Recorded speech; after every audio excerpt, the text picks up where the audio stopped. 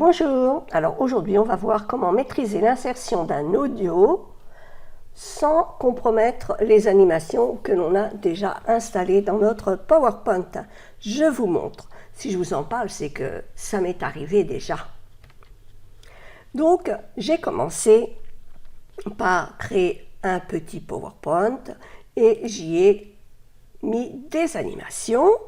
Donc voici la présentation dans laquelle j'ai inclus quelques animations simples et puis j'ai recopié une diapositive que j'avais dans un autre template un peu plus complexe. Regardons déjà ce à quoi ressemble cette petite présentation.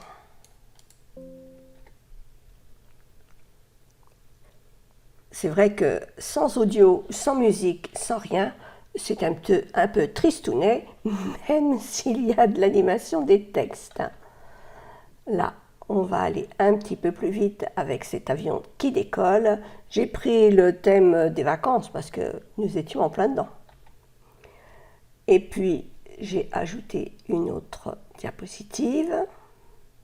J'ai fait ça assez vite, simplement pour qu'il y ait des animations, pour que je vous montre comment ajouter un audio sans que cela vienne remettre en cause les animations. Voilà.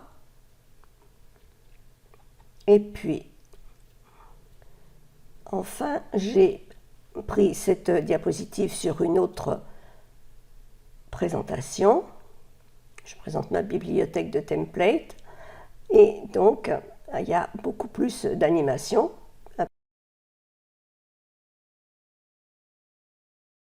Plus complexe car il y a plus d'animations sur une même diapositive. Voilà, nous avons tout vu. Maintenant, la chose primordiale à faire lorsque l'on veut animer une diapositive, que ce soit les textes ou que ce soit des images, eh bien c'est aller dans Animation et ouvrir le volet d'animation. C'est là que vous allez pouvoir voir toutes vos animations. Si vous avez beaucoup d'animations et que vous n'ouvrez pas le volet, vous n'allez pas pouvoir voir vos animations. Et c'est pas ce que l'on cherche. Alors dans la première diapositive, j'ai donc mis une animation de texte avec démarrage avec le précédent. Là, j'ai fait la même chose, on démarre avec le précédent et sur celui-là, après le précédent, puisque je voulais que ça apparaisse après celui-ci. Et je pourrais très bien ici, plutôt ici, attendre un délai de 50 secondes, par exemple. Et si je lis, voilà, du coup ça ne vient pas tout de suite, que sur la démonstration, ça arrivait tout de suite. La deuxième, c'est exactement la même chose. On lit, j'ai fait une animation avec la zone de texte qui arrive avec le précédent et ensuite après le précédent.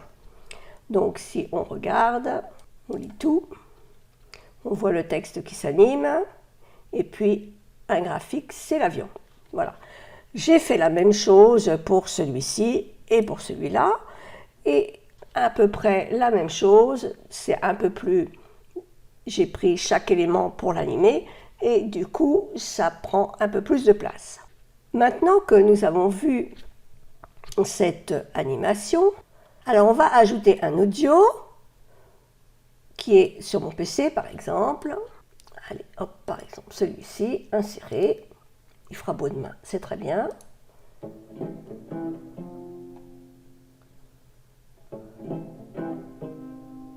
Voilà, donc on va pour cet audio faire en sorte qu'il soit masqué pendant la présentation et qu'il parte automatiquement.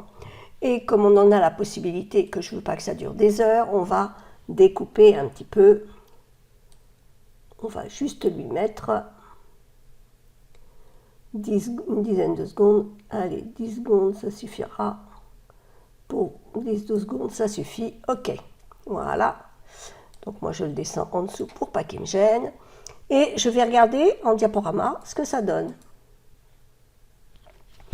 Donc on voit les animations du texte et de l'image. et la musique arrive après. C'est pas ce qu'on veut.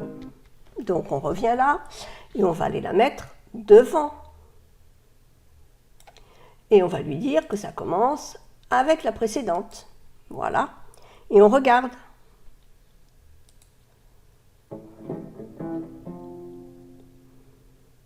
C'est bien, hein?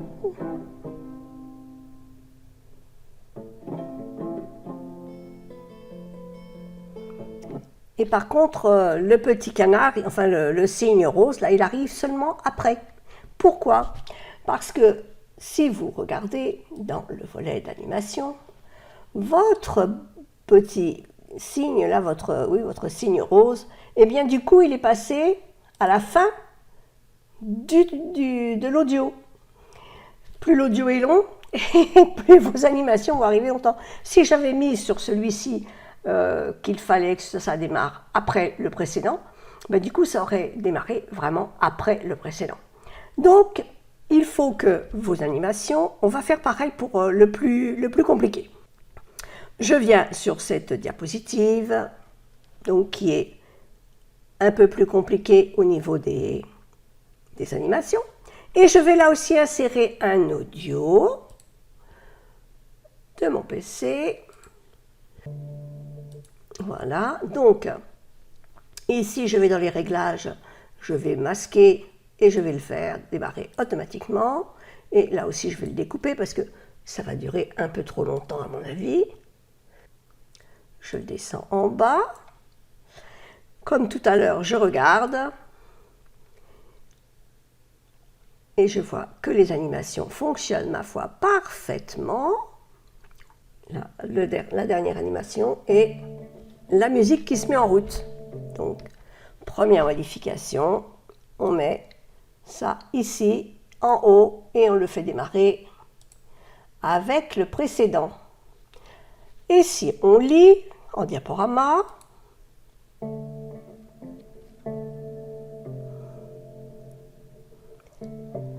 et le reste, vous voyez, ça ne paraît pas, parce que les autres animations, je les avais mises après le précédent.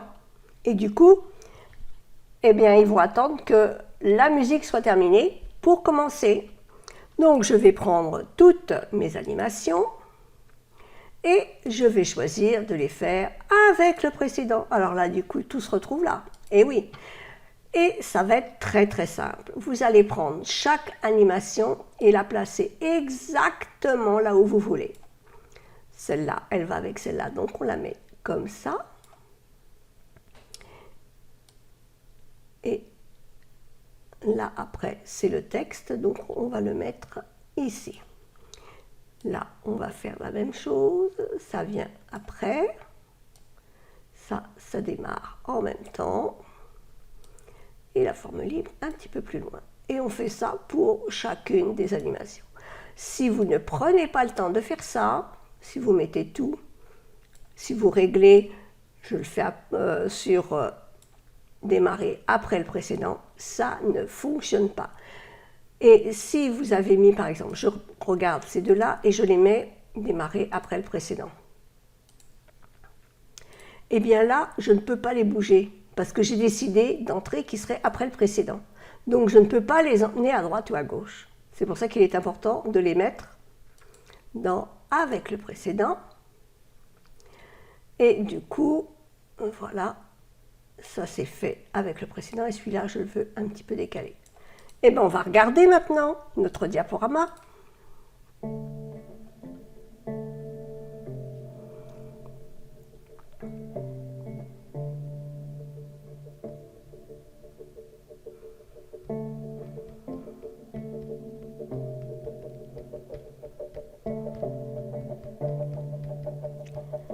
Et voilà, tout a bien fonctionné.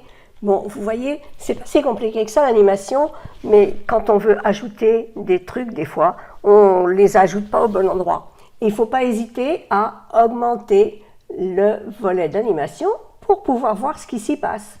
Bon, je vous souhaite une bonne continuation en espérant que vous allez réussir. Si vous voulez télécharger le template, eh bien, ne vous gênez pas. Cliquez sur le lien qui se trouve juste en dessous. À très vite dans une prochaine vidéo.